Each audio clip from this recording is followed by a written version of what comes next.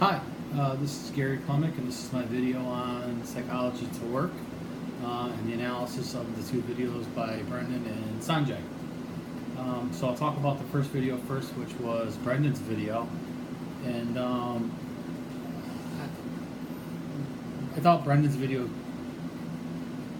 talked about happiness and how happiness is brought on by your interpretation of everything around you, and that's how I interpreted Brendan's video to be. I also thought Brendan talked about achieving happiness by looking at the past, present, and the future and living in the moment. And I guess I'm not 100% sure that's always the case. But he did talk about how he believes in gratitude does lead to happiness. And I would say that for me, I would believe that the gratitude does tend to lead to happiness, especially if you're helping others, especially volunteering, which I do a lot of in my community, and that brings happiness and joy to me. I'd say for the most part of Brendan's video, I think it would be from a research point, I think it would be a non-scientific approach to how he came about some of this hypothesis, and he talked about in his video.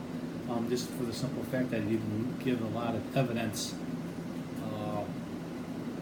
explaining how he came about some of these things, other than maybe life interpretations, I would say, I guess. So that's my take on Brendan's video.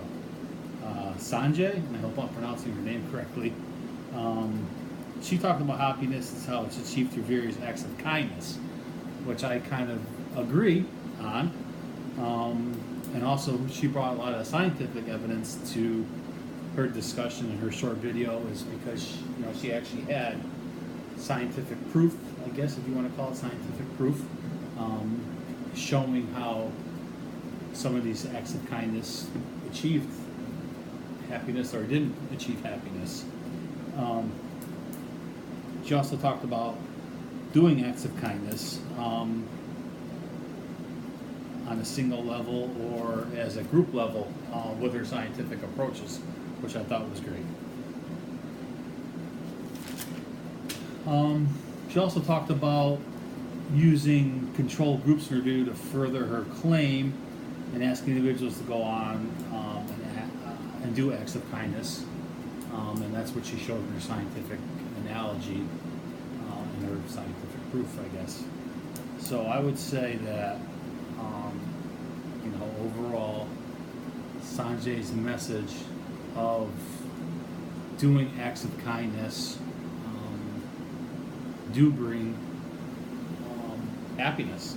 I mean, she proved it in her video, and I truly believe for myself that acts of kindness does bring happiness to you. Also, just to go back to Brendan's video,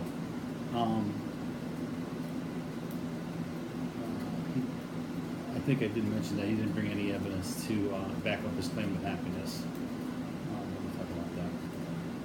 So, I know that one of the questions was dealing with stress at work and the difficulties of stress at work. And what are some of the examples? I know from my personal experience with stress at work, especially what I'm experiencing today, now in my job, is that some of the things that are leading to my stress are timeliness of projects, co-workers, personalities, or conflicts that are leading to some of my stress. Feeling valued is one of them, and too much stuff on your plate or too much work. I'm sure everyone has that same gripe at their job, but I especially feel overwhelmed now because I'm taking on more tasks outside of my normal activities that I would do on a daily basis. And how do I deal with that stress? For me, it's easy for me to deal with the stress is to go and talk to another coworker on helping me with my daily activities at work, and to see if anybody's willing to pitch in to help me. If there's nobody around, and I work from home a lot, my other solution for stress, and I do it quite frequently, is just get up from my desk, go outside and take a nice walk for 15-20 minutes around the neighborhood, or take the dog for a walk, just to clear my head, just to recharge, and to think about what's aggravating me at the moment, or at that week, or that particular day, and just to see if I can go back and maybe retool something, how I did something, or maybe there's a different way I can do the task or the project. So that's how I kind of deal with stress right now. I know there's numerous other ways to deal with stress. There's mine's exercising, taking a walk. Some people listen to music.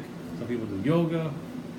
I know at my work at Aetna, there's a lot of mindfulness, and the mindfulness is through mindfulness coaches, and we can do online videos to help us with breathing techniques and different diets. There's reading literature they offer us at Aetna to do as well. So there's lots of ways you can deal with stress, and that's just my particular way of doing it. I hope I've answered all the questions that you wanted me to analyze with the 2 videos, and I hope you enjoy my video, and thanks for watching.